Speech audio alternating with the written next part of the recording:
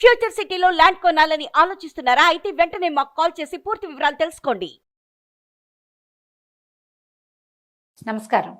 కార్తీక పురాణం 8వ రోజు పారాయణలోకి వచ్చాం. 7వ రోజు పారాయణ చాలా పెద్దదండి. ఇక్కడి నుంచి మళ్ళీ కొంచెం తక్కువ సమయంలోనే పారాయణ అయిపోతుంది. పురాణ శ్రవణం. వశిష్ఠ మహర్షి చెప్తున్నారు, ఓ జనక రాజేంద్ర, కార్తీక మాసంలో ఎవరైతే హరి ముందర నాట్యం చేస్తారో వారు శ్రీహరి యందు ఆయన ఉండే చోట నివాసిస్తారట. తర్వాత కాలంలో కార్తీక ద్వాదశి నాడు హరికి దీపమాలార్పణం చేసేవాళ్ళు వైకుంఠంలో సుఖిస్తారు.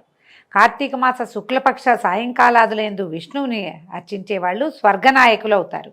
ఈ నెల రోజులు నియమంగా విష్ణువాలయానికి వెళ్ళి దైవ దర్శనం చేసుకునే వాళ్ళు సాలోక్యముక్తి, అంటే ఏ లోకంలో అయితే విష్ణుమూర్తి ఉంటాడో ఆ లోకంలో ఉండే అవకాశం లభిస్తుందట. ముక్తి 4 విధాలు చెప్తారు. సాలోక్య, సామీప్య, సారూప్య, సాయుజ్య ముక్తి. సాలోక్యం అంటే ఆయన ఉండే లోకంలో ఉండటం. సామీప్యం అంటే ఆయనకి దగ్గరగా ఉండటం. సారూప్యం అంటే ఆయన లాంటి స్వరూపాన్ని పొందటం, విష్ణు స్వరూపాన్నే పొందుతారు. అందుకని విష్ణు పార్షదులు చెప్తాం మనం.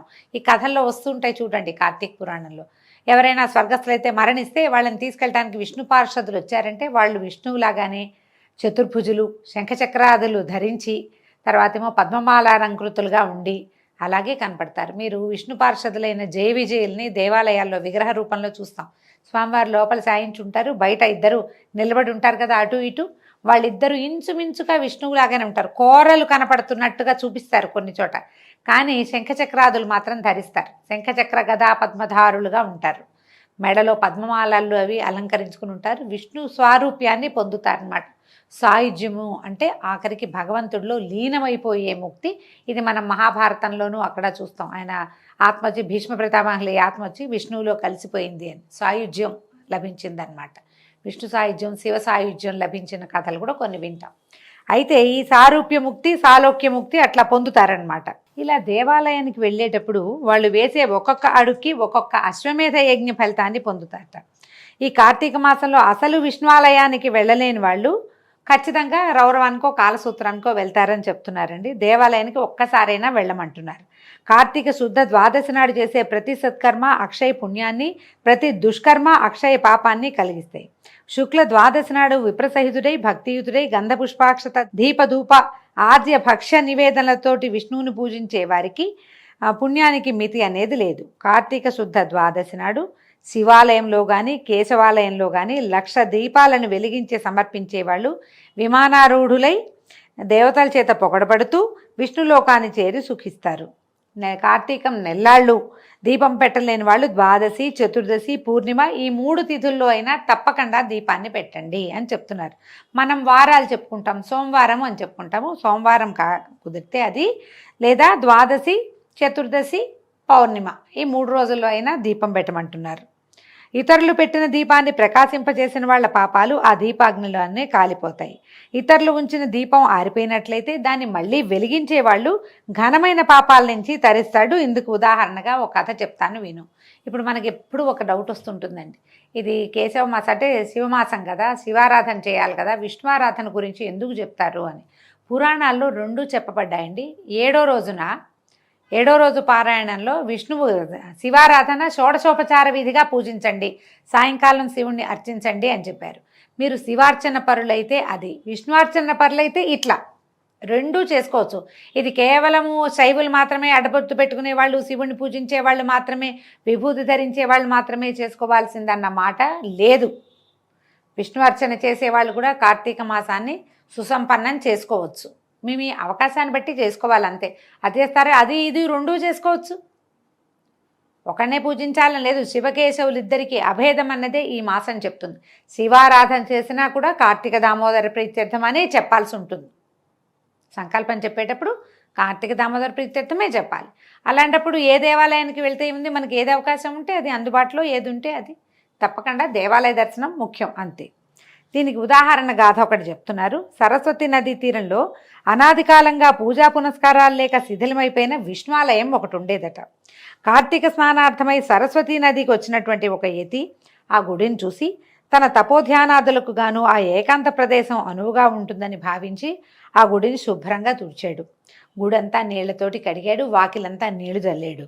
చేరువలో ఉన్న గ్రామానికి వెళ్ళి పత్తి, నూనె 12 ప్రమిదలు తెచ్చి దీపాలను వెలిగించి నారాయణార్పణమస్తు అనుకుని తనలో తాను ధ్యానం చేసుకుంటూ ఉండేవాడు.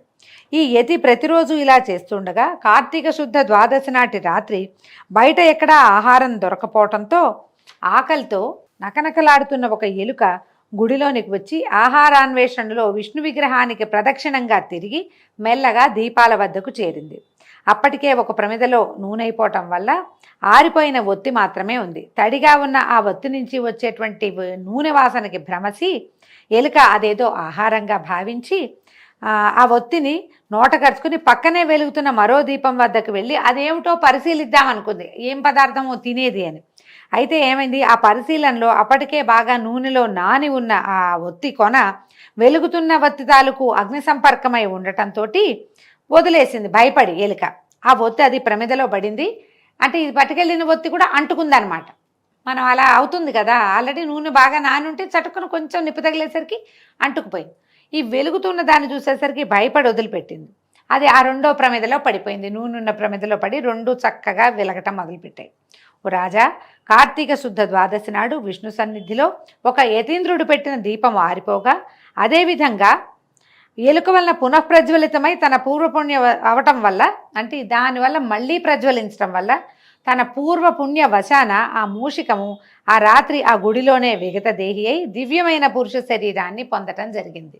మరి కాసేపటికి ఆ ఎలుక కాస్త ఆ గుడిలోనే ఓ పక్కన చచ్చి పడిపోయింది. అయితే అది దివ్యమైన పురుష శరీరాన్ని పొందిందట. అప్పుడే ధ్యానంలోంచి లేచిన యతి ఆ అపూర్వ పురుషుని చూసి, ఎవరు నువ్వు, ఇక్కడికి ఎందుకు వచ్చావు అని అడగడంతో ఆ అద్భుతంగా ఉన్నటువంటి ఆ పురుషుడు అన్నాడు, ఓ రాజా, యతిరాజా, నేను ఒక ఎలుకను, కేవలము గడ్డి పరకల వంటి ఆహారంతో జీవించేవాడిని. అటువంటి నాకు ఇప్పుడు ఈ దుర్లభమైన మోక్షము ఏ పుణ్యం వల్ల వచ్చిందో తెలియటం లేదు. పూర్వజన్మలో నేనెవరిని, ఏ పాపం వల్ల ఇలా ఎలుకనయ్యాను, ఏ పుణ్యం వల్ల ఈ దివ్యదేహాన్ని పొందాను. తపసంపన్నుడైన నువ్వే నన్ను సమాధానపరచగలిగిన వాడివి, దయగలిగి వివరించు, నేను నీ శిష్యుణ్ణని అంజలి ఘటించి నమస్కారం చేసి పరిపరి విధాలుగా ప్రార్థించాడట. అప్పుడు ఆ యతి తన జ్ఞాననేత్రంతో సర్వాన్ని దర్శించి ఇలా చెప్పాడు. తిలసమేతంగా దానిపైన నేతితో దీపాన్ని వెలిగించి ఈ అద్భుత పురుషుడు పరిపరి విధాలుగా ఇలా ప్రార్థించేసరికి యతి జ్ఞాన దృష్టితో చూసి ఇలా చెప్పారట. ఏంటంటే, నాయనా, నువ్వు ఇంతకు పూర్వమందు బాహ్లిక దేశంలో పుట్టావు, జైమిని గోత్ర సంజాతుడవు, బ్రాహ్మణుడివి. నువ్వు నిత్యము కుటుంబ పోషణ పరాయుడవు. అంటే కుటుంబ పోషణ కోసం ఏదైనా చేస్తామన్నమాట. ఇంకా ధర్మం అధర్మం ఉచ్చనీచం అలాంటి ఆలోచన లేదు. హాయిగా ఉండటం, దానికోసం ఏది కావాలంటే అది చేయటం, అలాంటి ధోరణిలో ఉండేవాడివి. స్నానం సంధ్యలు విడిచి నిత్యము ఆశతోటి వ్యవసాయం చేస్తూ వివేకం లేక బ్రాహ్మణుల్ని నిందించేవాడివి. ఈ పాయింట్ రాగానే వెంటనే మనకు అనుమానం వస్తుంది, వ్యవసాయం చేస్తే తప్ప అని. వ్యవసాయం తప్ప అంటే కాదండి, ఇది వ్యవసాయం ఎవరు చేయాలో వాళ్ళు చేయాలి. బ్రాహ్మణుడు చేయవలసిన విధి విధానాలు ఆ కాలంలో వేరేగా ఉండేవి. వీళ్ళు స్నానం సంధ్యాదులు చేయాలి, ఆ తర్వాత ఏం చేయాలి, నిత్య నైమిత్తిక కర్మలు ఉంటాయి, యజ్ఞం చేయటము, హోమం చేయటం, వీళ్ళ విధులు వేరేగా ఉండేవి. వ్యవసాయదారులు విధి వేరు, వాళ్ళ విధి ప్రకారం వాళ్ళు పూర్వకాలపు కథ కదా, అందుకని ఇట్లా చెప్తున్నారు. అయితే దేవపూజలను వదిలి నిత్యము శ్రాద్ధ భోజనము తించు, భోజనము నిషిద్ధ దినములందు భుజించటము, రాత్రింబగళ్ళు భుజించేవాడు. అంటే బ్రాహ్మణులకి ఫలానా రోజున తినకూడదు అన్న నియమం ఉంది. ఇప్పుడు ఏకాదశి నియమం అందరూ చేయకపోయినా పర్వాలా, ఏ వ్యవసాయదారుడికి ఏకాదశి నాడు ఉపవాసం చెప్పబడలేదండి. ఆ కాలంలో రైతులు ఉపవాసాలు అవి ఉండేవాళ్ళు కదా, వాళ్ళు చాలా కష్టించి పని చేయాలి కదా. బ్రాహ్మణుడికి మాత్రం ఖచ్చితంగా నిషిద్ధమైన రోజులు ఉండేవి. ఈ రోజుల్లో తినకూడదు, ఈ రోజుల్లో ఈ పనికిరాదు అని నియమాలు ఉండేవి. నియమం ఎక్కువ, యమనియమాదులతో కాలం గడపాల్సిన కాలం అది. ఈ నిషిద్ధ ఆహారం తినటము, నిషిద్ధ దినాలలో భోజనం చేయటము, తర్వాత సంధ్యావందనాది తపస్సులు చేసేవాళ్ళని నువ్వు నిందించేవాడివి. రాత్రింబవళ్ళు రాత్రిపూట అన్నం తినకూడని రోజులు కొన్ని ఉంటాయి, ఆ రోజుల్లో అన్నాలు కూడా తినేసేవాట. ఈ తర్వాత ఏమైంది, సుందరి అయిన భార్య ఉండేది, ఈమెకి నీకు ఒక అందగత్తి అయిన భార్య ఉండేది. ఆమె సహాయం కోసము ఎవరో ఒక స్త్రీని ఇంటి దగ్గర పనులలో ఉంచుకుని మతిహీనుడివై నిరంతరము దాంతో మాట్లాడుచు, దానిని తాగుచు, దాంతో హాస్యంలాడుచు, దానిని పోషించుచు, నీ పిల్లలకు దాని చేత అన్నం పెట్టించుచు, కన్య అమ్ముకోవటము, తర్వాత చల్లా పెరుగు పాలు నెయ్యి అమ్ముకొని ధనార్జన పరుడుగా ఉన్నావు. ఈయన జీవిక కోసం నానా రకాల పనులు చేశాడండి.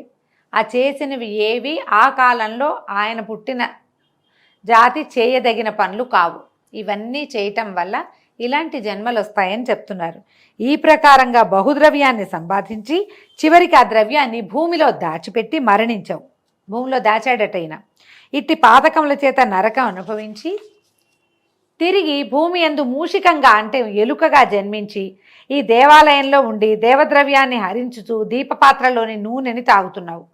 దైవవశం చేత ఈ దినమునందు నా చేత పెట్టబడిన దీపాన్ని నశించిన దాన్ని నువ్వు వెలిగించావు గనక ఆ పుణ్యం చేత నీ మూషికత్వం పోయి దివ్య రూపం కలిగింది. ఇది పవిత్ర కార్తీక మాసము ద్వాదశి కాబట్టి ఈ రోజున దీపం కనుక వెలిగిస్తే సమస్త జన్మలలో నువ్వు చేసినటువంటి అనేక పాపాల నుంచి మనం తొలగిపోతాం. అవన్నీ నశించిపోతాయి. ఇప్పుడు చూడండి, మనకి ఎలుకలు పందికొక్కులు కనపడతాయా? ఇవన్నీ పాపాల వల్లే పుడతాయండి. అవి వాటికి వెలుగంటే భయం, ఎప్పుడూ భూమిలోనే ఉంటాయి. ఈ డబ్బు భూమిలో దాచిపెట్టిన వాళ్ళందరూ ఎలుకలుగా పందికొక్కులుగా పుడతారని చెప్తున్నారు. ఈ విధంగా నువ్వు ఇలా గనక ఇప్పుడు ఈ పని చేసావు కాబట్టి దీనివల్ల నీకు దివ్య రూపం కలిగింది. ఇంకా హరిభక్తి కలిగి శాశ్వతంగా వైకుంఠంలో ఉంటావు నాయన అని చెప్పాడు. ఇది వినంగానే ఈ ఎలుక నుంచి మనిషిగా రూపొందించినదే దివ్యరూపుడుగా ఆయన ఎతికి నమస్కారం చేసి ఆయన ఆజ్ఞపు చొప్పున సర్వపాపాలని నశింపజేసేటువంటి సరస్వతీ నదికి పోయి త్రయోదశి, చతుర్దశి, పూర్ణిమ ఈ 3 దినాల్లోనూ స్నానం చేసి ఆ మహిమ చేత ప్రతి సంవత్సరము కార్తీక వ్రతం చేసి తన మహిమ వల్ల అంతమందు సాయుధ్యముక్తిని పొందాడు. సాయుధ్యముక్తి అంటే భగవంతుల్లో లీనమైపోయాడు. కాబట్టి కార్తీక శుద్ధ ద్వాదశి నాడు భగవత్పరాయణుడై ఎవరైతే స్నానము, దానము, పూజ, దీపమాల దర్పణము మొదలైనవి చేసేవాళ్ళు హరికి ప్రియులై పాపముక్తులై సాయుధ్యముక్తిని పొందగలుగుతారు. దీంతో ఈరోజు పారాయణ పూర్తయిందండి. రేపు ఉదయం మళ్ళీ 9వ రోజు పారాయణలో కలుసుకుందాం. నమస్కారం.